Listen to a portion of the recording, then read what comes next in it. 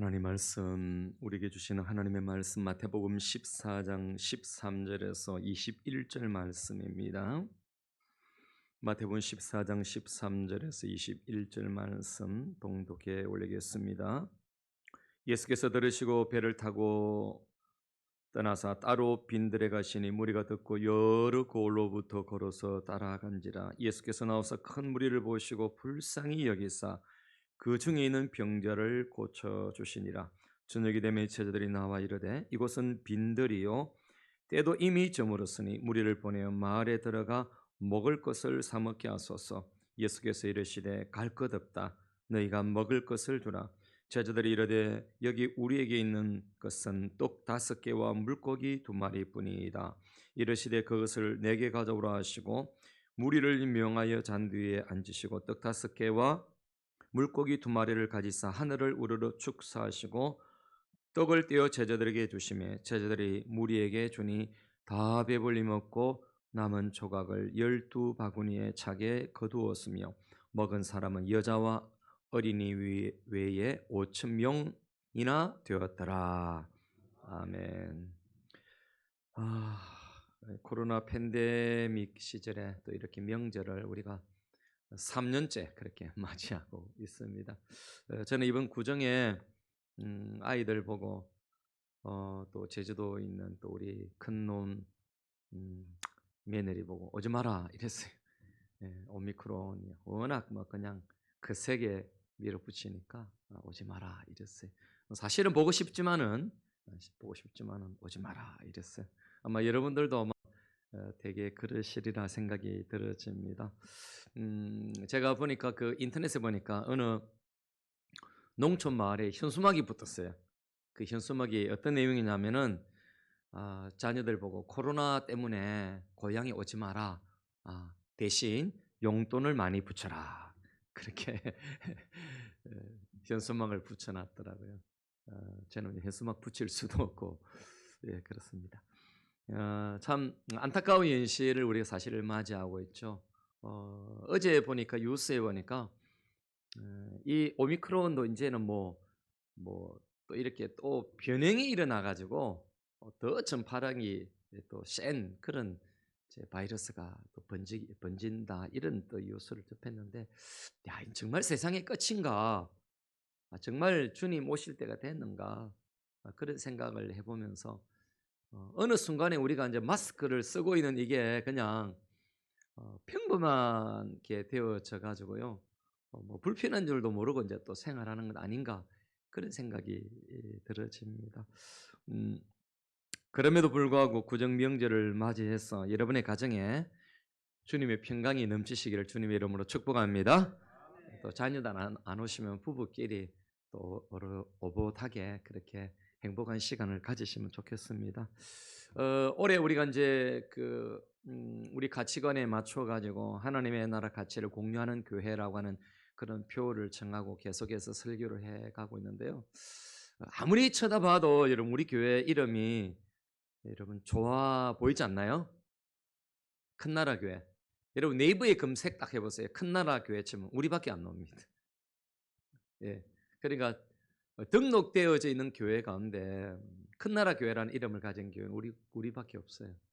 얼마나 아마 조금 있으면 큰나라 교회 여러 군데 또 여러 곳에서 생길지 모르겠어요. 어쨌든 그레이트 킹덤 하나님의 나라를 추구하는 큰나라 교회 숫자는 적지만은 코로나 아마 끝날 때 되면 많이 올 겁니다. 우리가 2월 달부터 우리가 노방전도도 하고 그렇게 준비를 하고 있습니다. 여러분들도 시간이 내어서 함께 동참해 주시면 좋겠습니다. 큰 교회는요 하나님의 나라를 또 추구하는 방식이 훨씬 크죠. 또 크게 하나님의 나라를 추구하고 또 그렇게 선교도 전도도 감당할 수 있습니다. 제가 전에 섬기던 교회에서는 교회 사이즈에 비해서 굉장히 우리가 밖으로 흘러보내는 게 많았습니다. 90개 정도 선교국을 또 정하고 또 개척 교회를 이렇게 정해서 우리가 90군데 정도로 그렇게 도왔고 또 파송 선교사도 있었고요. 그다음에 필리핀에다가 또 선교 그 학교도 또 지어주기도 하고 그렇게 많이 소문을 내지 않아도 많은 곳에서 많은 곳에 그렇게 우리가 섬겼는데 우리 큰나라 교회는 이제 개척 교회 1년밖에 안 됐지만은 우리가 작년 한 해에 제가 이렇게 계산을 해 보니까 한 500만 원 정도를 우리가 밖을 향해서 보냈더라고요. 그러니까 우리 교회의 뭐 예산이나 우리 교회의 수준이나 우리 교회 숫자로 본다면은 어마어마한 것을 흘려 보냈다. 그런 통계가 나오더라고요. 그래서 참 감사했고 여러분에게도 감사를 드립니다. 올 한 해도 우리가 이제 더 많이 또 더 큰 하나님의 나라를 위해서 애쓰고 수고하는 그런 마음을 가졌으면 좋겠습니다. 그래서 오늘 본문을 보면서 이런 제목으로 여러분들과 함께 도전을 받고 또 여러분들을 축복하고 또 여러분들에게 도전을 여러분들이 드리기를 원하는데 바로 큰 나라 작은 밥 이야기. 제목이 참 멋있지 않나요? 무슨 책 제목 같지 않나요? 큰 나라 작은 밥 이야기. 성령님은 우리가 오늘 잘 아는 이 본문을 통해서 저도 이 오병이어 설교는 어마어마하게 많이 했습니다. 정말 오병이어 이적이 뭐 이렇게 5천 명 먹고도 남은 그런 바구니 조각만큼 어마어마한 그런 역사가 일어난 것처럼 저도 오병이어 설교를 너무너무 많이 했는데요. 할 때마다 은혜가 되어지고 더 할 것, 설교할 게 더 많아요. 오늘 제가 성경을 봉독하면서 또 설교한 주제가 또 나오더라고요. 그래서 다음에 해야 되겠다는 생각이 들어졌는데 어쨌든 이 본문은 이 오병이 이적은 어마어마한 어떤 우리에게 큰 재료, 은혜의 재료들을 우리에게 제공을 해주고 있습니다. 그러면은 이 본문을 통해서 우리가 오늘 또 저를 통해서 여러분들에게 이 본문을 통해서 어떤 은혜를 받을 것인가, 어떻게 적용하면 좋을까? 첫째는 여러분, 하나님의 나라를 품고 있는 하나라고 하는 그런 작은 제목으로 우리가 은혜를 받기를 원합니다. 하나님의 나라를 품고 있는 하나. 여러분, 숫자 개념의 틀을 깨기를 원하시는 것이 첫 번째 제가 말씀을 드리는 것입니다. 내가 가진 작은 것이 하나님의 나라, 큰 하나님의 나라의 이야기를 품고 있다는 사실이에요. 이런 주제입니다, 여러분. 오늘 본문을 보시면은 먹은 사람은 21절에 이렇게 12바구니에 차게 거두고 배불리 먹고 남은 조각이 있고 또 먹은 사람은 여자와 어린이 외에 5천 명이나 되었더라 이랬잖아요. 그죠? 5천 명이나 되었더라. 이런 마가복음이라든지 다른 복음서에서는요. 남자의 숫자가 5천 명이라 이랬어요. 근데 신학자들이 뭐 남자만 모인 건 아니잖아요. 어린 아이가 여기 있는 거 보면은 어린 아이 뭐 남녀노소를 그렇게 합한다면은 2만 명 정도는 될 거라고 다 추산을 합니다. 그러면 생각해 보십시오, 여러분. 2만 명의 사람들을 어린 아이 도시락이거든요. 여러분, 우리 마태복음에서는 나타나지 않지만은 다른 복음에서는 어린 아이의 도시락이거든요. 엄마가 싸준 도시락, 그 오병이어 그야말로 떡 5개와 보리떡 5개와 물고기 2마리 이만한 도시락 아니겠습니까? 이만한 도시락. 여러분, 그런 도시락에 뭐 고기가 크고 떡이 무슨 크겠습니까? 작은 것 아니겠어요? 1인분이에요, 1인분. 그 1인분이 여러분 2만 명을 먹였다니까요. 2만 명. 송 집사님 뭐 그 복집에 복 한 마리 가지고 2만 명 먹일 수 있습니까? 못 먹이잖아요. 그런 도시락 하나 가지고 2만 명을 먹였다니까요. 여러분, 이게 어마어마한 의미가 있는 거죠. 2만 분의 1이 큰 이야기를 품고 있다는 사실이에요, 여러분. 아무것도 아닌 것 같은 1인분이 2만 명의 이야기를 2만 명이 먹고 남는 그런 여러분 큰 이야기를 품고 있다는 것입니다. 여러분, 그것이 무엇일까요? 그것은 어린아이가 제공한 이 작은 도시락을 말미암아 앞으로 우리가 맛볼 큰 잔치상인 천국 잔치를 보게 했다는 사실이에요. 여러분, 이게 이제 중요한 거예요, 여러분. 큰 잔치상인 천국 잔치를 보게 했다는 거예요. 한번 보십시오. 우리 예수님의 사역 초기에 이런 말씀을 하셨단 말이에요. 종말론적 천국 잔치를 소개하시면서 마태복음 8장 11절에 마태복음 8장 11절 제가 여기 영상에 놓으니까 보십시오. 또 너희에게 이르노니 동서로부터 많은 사람이 이르러. 자, 동서로부터 뭐 동서남북 다 말합니다. 약식으로 말한 거죠. 많은 사람이 이르러 아브라함과 이삭과 야곱과 함께 천국에 앉으려니와. 여러분, 하나님의 나라는 풍성한 잔치의 상을 베푸는 그와 같은 어마어마한 그런 그 큰 잔치를 가질 것이라는 겁니다. 그런데 이 천국 잔치를 여러분, 오늘 이 베세다 들녘, 이 베세다 들녘에서 그것도 어린 아이의 작은 도시락으로 미리 보여주었다라고 하는 거예요. 여러분, 이게 이 작은 아이의 이 도시락, 이게 우리 한번 정집사님 그 그림 한번, 그림 화가니까 한번 그려보세요. 그 아이 도시락을 가지고 2만 명 먹이는 그림 한번 그려보세요. 그 그림을 그린다면 그 그림이 어떤 그림이 되겠습니까? 그 그림은 하나님의 나라에서 잔치를 벌이는 그런 그림이란 말이에요. 그런데 여러분, 거기에 밥은 어마어마한 큰 밥솥에 2만 명을 먹고 남을 그런 그 밥솥이 아니라 어린 아이의 작은 도시락이 그런 잔치를 벌리게 했다는 겁니다.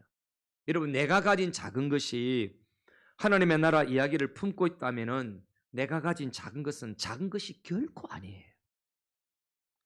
우리가 가진 작은 것으로 큰 하나님의 나라 이야기를 쓴다면은 그것은 최고의 기쁨이요 복이 되는 것입니다. 여러분, 뭐 우리가 쓰고 남을 정도로 뭐 풍성해 가지고 어마어마한 것이 많아 가지고 누군가에게 줘 가지고 여러분 그걸 생색내고 또 그렇게 먹인다면은 그건 뭐 그럴 수도 있어요.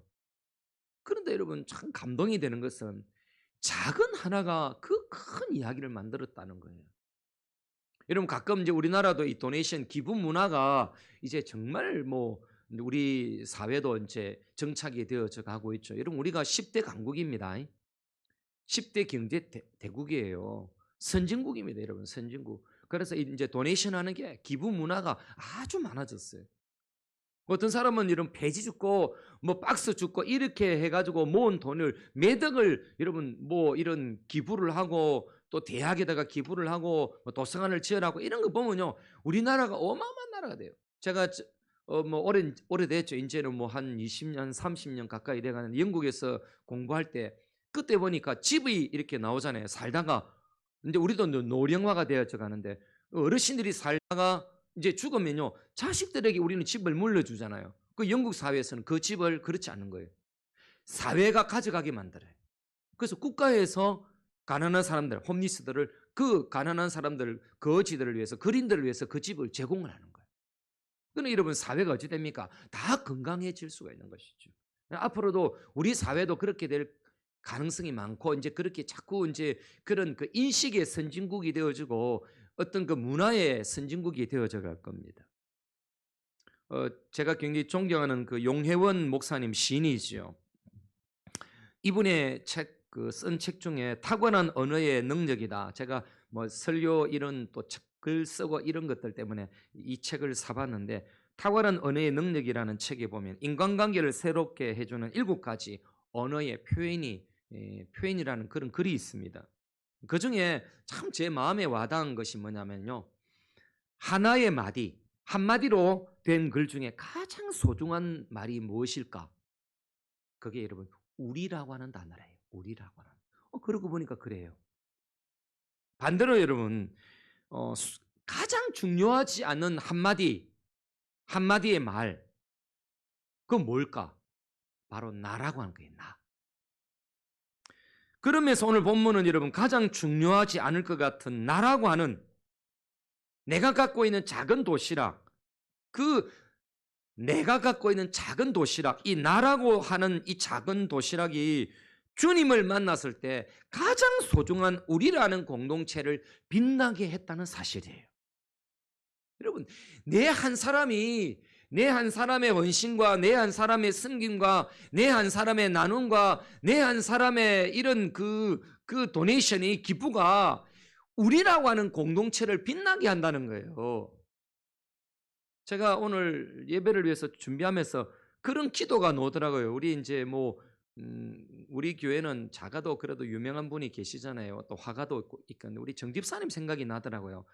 그 주중에 아까 무슨 생각이냐면, 앞에서 기도하면서 주중에 시간이 되면은 일주일에 한 번이든지 한 달에 몇 번이든지, 요 지역에 애들이 너무 많거든요. 젊은 세대기들이 많은데 한 시간, 일주일에 1시간이라도 좀 그림 그리는 무료 그 미술 교실을 해주면 좋겠다. 그런 생각이 들더라고요. 작은 한 사람의 섬김이지만은 그게 우리라고 하는 공동체, 우리라고 하는 그런 사회를 기름지게 할 수가 있거든요. 그러면 주님 영광 받으시고 또 또 재능을 기부하는 또 우리 정지사님에게 하나님이 더 은혜도 주시고 또 우리 교회도 또 좋은 소문이 나고 또 아이들에게도 그림 실력이 좋아지면 얼마나 좋겠습니까? 다 그냥 좋은 거죠. 음. 여러분, 여러분의 한 사람의 섬김, 여러분의 한 사람의 기도, 여러분의 한 사람의 봉사 이게요.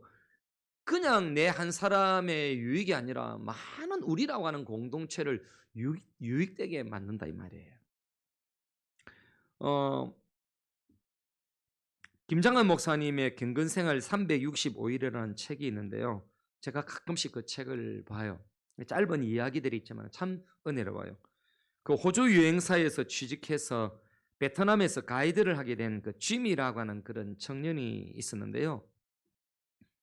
하루는 이제 손님을 모시고 다닐 그 베트남의 그런 루트 길을 이렇게 점검하기 위해서 골목길을 거닐고 있는데 어떤 엄마가 쇠 파이프를 가지고 애를 막 우리 같으면 그런 건데 동영상 찍으면 어찌 됩니까? 뭐 아이 폭력으로 해서 완전 이제 SNS에 올려지겠죠. 그 너무너무 마음이 아픈 거예요. 그래서 급히 다가가서 막 말렸는데도 불구하고 막 그 엄마는 계속 아이를 때리다라는 거예요. 그 사정을 들어보니까 이 아버지가 도망을 가버렸어요. 그러니까 이 아이를 혼자 아이들을 키우는데 이 엄마가 도박 중독증에 빠져가지고 돈을 자꾸 잃으면은 이 아이를 시켜가지고 밖에서 길거리에서 돈을 벌게 만들고 뭐 이제 앵벌이 같은 그런 거였죠. 그렇게 해서 이제 살아간다는 거예요. 그러니까 이 아이가 얼마나 나가기 싫겠습니까? 얼마나 그게 자존심 상하고 힘들겠습니까?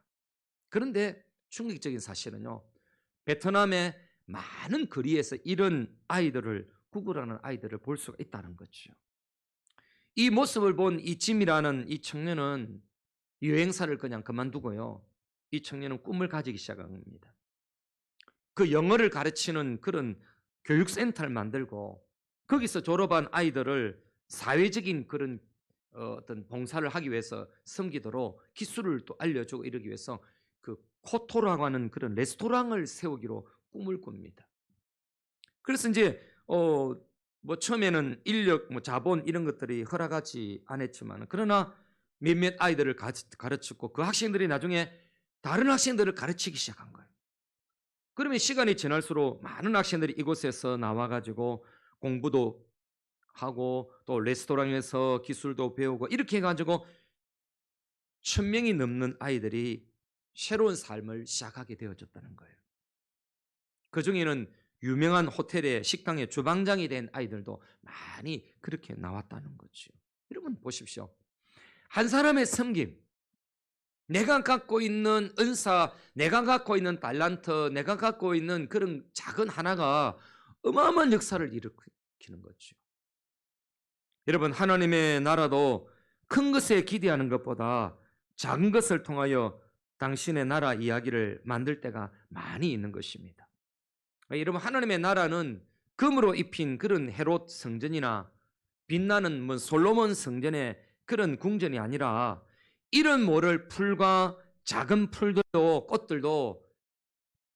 꽃들로 자리하거나 먼지 나는 작은 시골 그 작은 동산에서도 만들어지기도 하는 것입니다. 이런 그런 면에서 개척 1년밖에 안 되는 저희 교회가 하나님의 나라를 위해서 가질 희망은 커지는 것입니다. 이제 두 번째 무슨 아름다운 이야기를 품고 있는 하나님의 나라 모습일까요? 두 번째 여러분들에게 말씀드리는 것은 바로 여러분 지정된 장소를 외면한 하나님의 나라입니다. 장소의 개념의 틀을 깬 거예요. 오늘 이 오병이적의 이 하나님의 역사가 나타난 이곳은 여러분 어디냐면은 이것은 저 위에 이두레 지방의 베세다라고 하는 지역입니다. 근데 여러분 보십시오. 이때가 언제냐면요. 이 오병이어를 기적이 일어난 이때가 언제냐면은 요한복음을 6장에 보면요. 요한복음 6장 4절을 보면은 이때는 유월절 절기가 있는 시절이에요. 어떤 유월절 절기냐면은 유월절 절기는 어디서 일어나면은 예루살렘에서 지켜진단 말이에요. 그러면 예루살렘에서 유대인들의 3대 절기에 남자들이 막 모인단 말이에요. 남자들이 이 절기를 지키기 위해서 6월절에 그 예루살렘에 와서 예배를 드린단 말이에요. 그러면은 예수님도 유대인이니까 6월절에 어디 있어야 됩니까? 예루살렘에 있어야 돼요. 그런데 예수님은 이 6월절에 어디 계시냐면은 이때 6월절은 베세다에 계신 거예요. 성경 어디를 다 쳐다봐도 사복음서를 쳐다봐도 예수님이 6월절을 지키기 위해서 이 베세다에서 예루살렘으로 다시 갔다는 이야기가 없어요. 대신 예수님은 그 예루살렘을 가지 아니하고 다른 모든 네 번의 6월절, 세 번의 6월절은 예수님의 공생에 의해 네 번의 6월절이 있는데 세 번은 다 예루살렘에서 지키는데 이 한 번 6월절은 어디에서? 베세다에서 지켰다는 거예요. 그러면요, 한번 생각해 보십시오. 남자만 5천 명이라고 말씀드리지 않았습니까? 그럼 왜 성경을 남자만 5천 명이라 이랬을까요? 아까 제가 말씀드렸잖아요. 이거는 어떻게 이렇게 표현한 분들이 많아요. 유대인들은 여자들을 숫자에 포함되지 않는다. 물론 그것도 맞아요. 그런데 보십시오. 6월절은 누가 중심으로 지키느냐? 남자들이 예루살렘에 가서 6월절을 지켜야 돼요. 그러면은 이 베세다 사람들도 남자들도 어디 가야 되느냐? 예루살렘에 가야 돼요. 근데 예루살렘에 가지 아니하고 베세다에 있었다는 거예요. 왜 베세다에 있었을까요? 레위기에 보면요. 레위기나 이런 신명기 이런 그 보면은 6월절을 지키는 데 있어서 못 지키는 사람들이 있어요. 여행 중에 있는 사람들은 못 지킵니다. 그 다음에 병이 든 사람들도 못 지킵니다.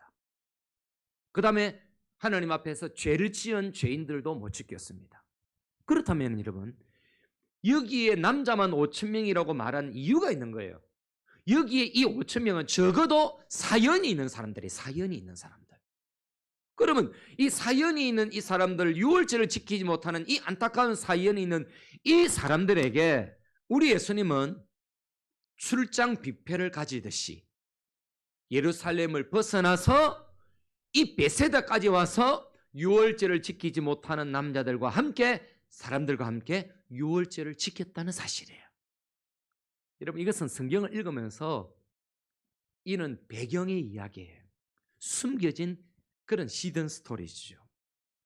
그러니까 여러분, 불쌍하고 소외된 백성들을 위해서 엄청난 틀을 깨고 장소 이동을 한 6월절을 지키신 예수님입니다.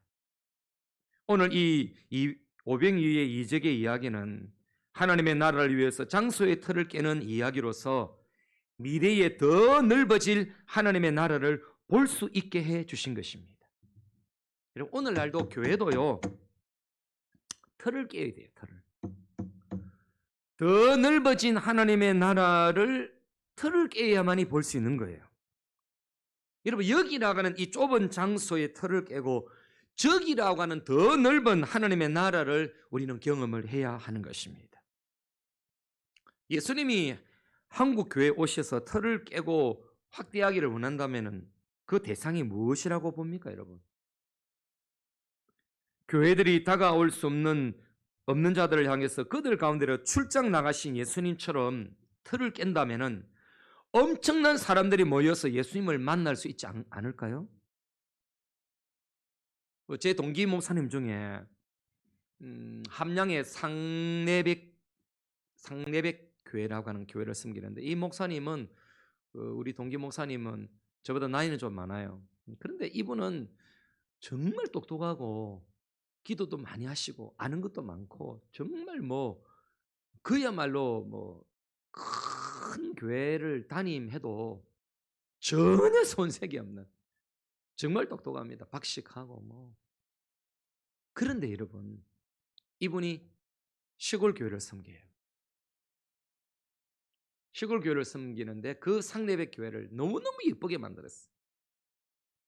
온갖 그 동물들도 키워서 동네 지나가는 사람들이 그 동물도 보게 만들고요. 베리베리 특이한 동물들도 많고 카페도 무인 카페를 만들어서 언제든지 오셔서 가다가 그냥 커피를 마실 수 있도록 차를 마실 수 있도록 공간도 예쁘게 만들었어요. 그다음에 뭐 예술품 이런 것들 사모님하고 목사님하고 되게 보면은 부부가 좀 다르잖아요. 그죠? 근데 이 두 분은 똑같아요. 예술적으로 아주 똑같아요. 그래서 교회를 예술적으로 만들었는데 얼마 전에는 그 이제 동네에 산이 있는데 그 산 너머에서 고속도로가 나와요. 고속도로를 이제 신설하는 도로를 만드는데 이게 이제 고속도로를 닦다 보니까 큰 높은 교각을 이렇게 쌓고 이렇게 하는데 동네를 지나가다 보니까 공사를 하다 보니까 이게 뭐 어마어마한 그 진동이 있어가지고 동네에 막 균일이 일어나고 먼지도 나고 막 그런 불편함이 많은 거예요. 근데 누구 하나 이 동네에 앞장서 가지고 이 동네를 대변할 사람이 없었어요. 근데 목사님이 빨간 띠 메고 공사 현장에 가서 데모를 했어요. 이 공사가 이렇게 하면 안 된다. 그래서 이 주민들에게 이 불편함을 해소시켜야 되고 또 이런 좀 대우를 해야 된다. 응? 이래가 데모를 했는데 돈이 좀 많이 나왔어요. 그 마을 주민들에게 보상을 해준 거예요.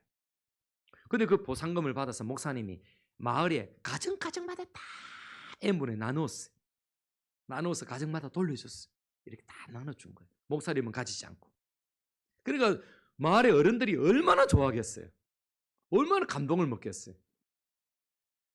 그리고 군청에 찾아가지고 군수를 만나가지고 우리 동네에 대한 그런 어필도 하고 또 이런 여러 가지 일들을 하니까 동네 사람들이 처음에는 예배당에 그 예배당도 싫어하고 또 목사님이라고 막 싫어하고 이랬는데 욕도 하고 그랬는데 이제는 달라져요. 어떤 분은 자기가 그렇게 할머니가 와서 간전하더래요.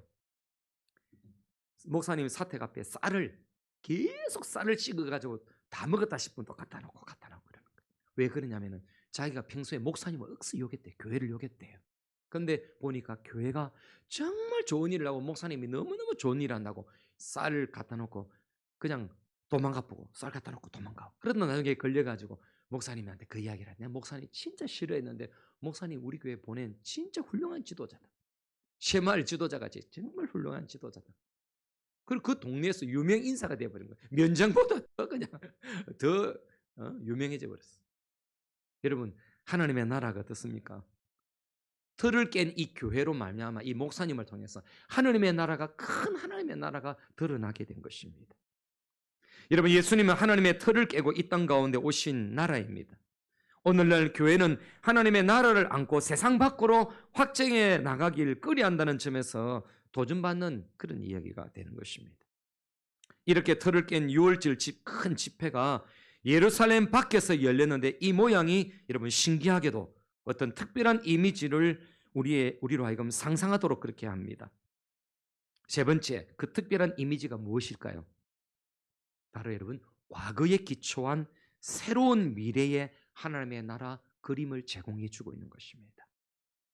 과거에 기초한 새로운 미래의 하나님의 나라 그림. 세상 나라 개념의 그런 틀을 깨고 새로운 시대의 새로운 왕과 새로운 나라를 우리에게 보여주시는 것입니다. 여러분 14장에 딱 보세요. 14장 1절 보세요. 1절 보면 그때 분봉왕 헤롯이 이렇게 나오잖아요. 이 분봉왕 이 헤롯 안티파스를 말합니다. 헤롯 안티바. 근데 이 사람은 세례 요한을 죽였고 또 그래서 예수님도 죽이려고 하니까 예수님이 피해 다니시잖아요.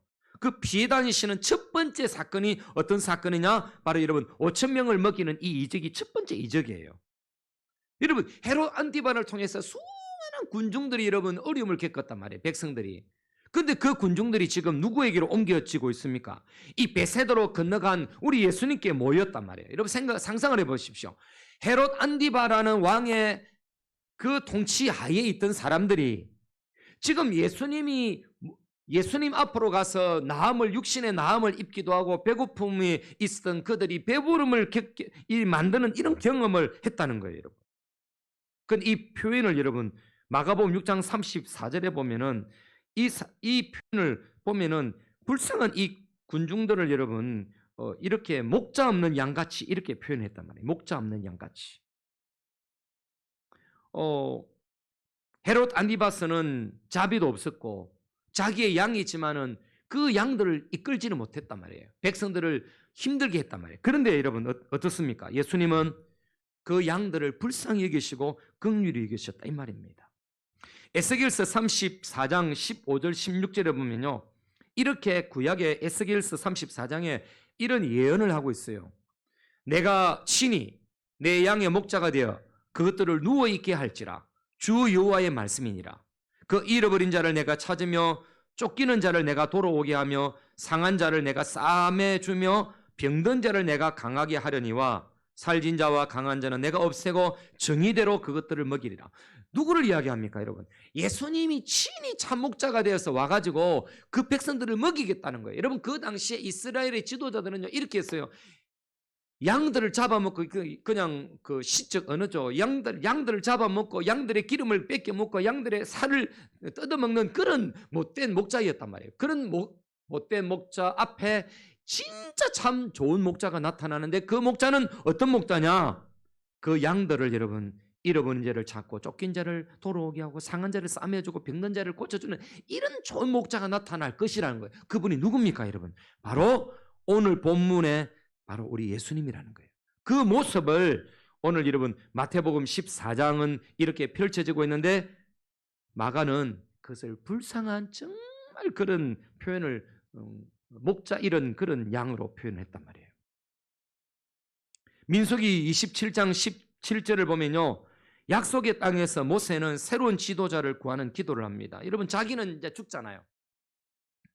자기는 죽지만은 약속의 땅으로 인도할 그런 그 지도자를 위해서 이런 기도를 해요. 27장 17절에 그로 그들 앞에 출입하며 그들을 인도하여 출입하게 하사 여호와의 회중이 목자 없는 양과 같이 되지 않게 하옵소서 이렇게 했단 말이에요. 그런데 여러분 오늘 본문에 보십시오. 마태복음 14장이나 마가복음 6장을 표현해 둔다면은 목자 없는 양같이 불쌍한 영혼이 양들로 그렇게 변해 있는 이 양들을 위해서 우리 예수님은 진짜 좋은 목자로 그 양들을 먹이시고 계신다는 거예요, 여러분. 이런 마가복음 6장 34절에 보면 이렇게 표현한단 말이에요. 예수께서 나오사 큰 무리를 보시고 그 목자 없는 양 같음으로 인하여. 여러분 똑같은 본문이에요. 같은 본문인데 마가는 목자 없는 양같이 이렇게 했고 마태는 14절에 무리를 보시고 불쌍히 여기사 이렇게 말했단 말이에요. 그러니까 여러분 민수기 27장 17절에 새로운 지도자를 달라고 했는데 여러분 누구를 주십니까? 하나님이 요수아를 주시잖아요. 여러분 요수아란 이름의 뜻은 똑같이 구원이라는 이름을 가신 여러분 신약 성경에서는 예수라는 이름과 똑같은 이름이에요. 예수아나 요수아나 똑같은 이름이에요. 모세는 그런 이 목자 없는 양 같은 이 이스라엘 백성을 인도할 지도자를 달라고 했는데 여호수아를 하나님이 주셨다면은 신약에서는 그 예수님을 이 목자 없는 이 베세다 또 이 지금 이들의 지방에 이 갈릴리 지방 위쪽에 있는 이 백성들에게 예수님은 이렇게 목자 없는 양들에게 목자로 오셨다는 겁니다. 오늘 이 본문의 이야기는 베세다 들녘에서 일어난 기적 그 자체보다 더 중요한 새 출애굽 기적을 보여주고 있는 것입니다. 이런 그런 점에서 오늘 우리 큰나라 교회는 매주일마다 예배를 통해서 새 출애굽 역사가 일어나야 합니다. 우리의 새로운 공의와 자비를 베푸시는 왕 되신 주님을 만나야 하는 것입니다. 작은 어린아이의 도시락이 기적을 일으킨 이 베세다 들녘에서의 잔치는 제가 첫 번째는 무엇을 깬다 했습니까? 숫자의 틀을 깨는 그런 작업이었다면 두 번째는 장소의 틀을 깨는 것이었다. 유월절을 예루살렘이 아니라 베세다로 가는 이 지방까지 우리 예수님은 출장 뷔페하듯이 그렇게 예루살렘에서 유월절 잔치를 벌리는 것이 아니라 베세다에서 유월절 잔치를 벌렸다는 거예요. 즉 틀의 개념을 깼다는 겁니다. 세 번째는 세상 나라의 개념을 깨고 새로운 시대의 새로운 나라의 틀 안으로 우리 예수님께서는 인도하신다라고 하는 것을 우리에게 보여주신다는 것입니다. 이제 끝으로 우리의 것으로 좀 적용을 해야 되겠는데요. 이 오병이어를 새롭게 우리가 결단하고 적용해야 됩니다. 하나님의 나라는 갇혀있는 숫자 개념의 틀을 깨어야 역사가 일어납니다. 숫자 개념의 틀을 깨야 됩니다. 적다, 작은 교회다, 할 수 없다, 개척교회다, 안 된다, 이런 숫자 개념의 틀을 깨야 됩니다.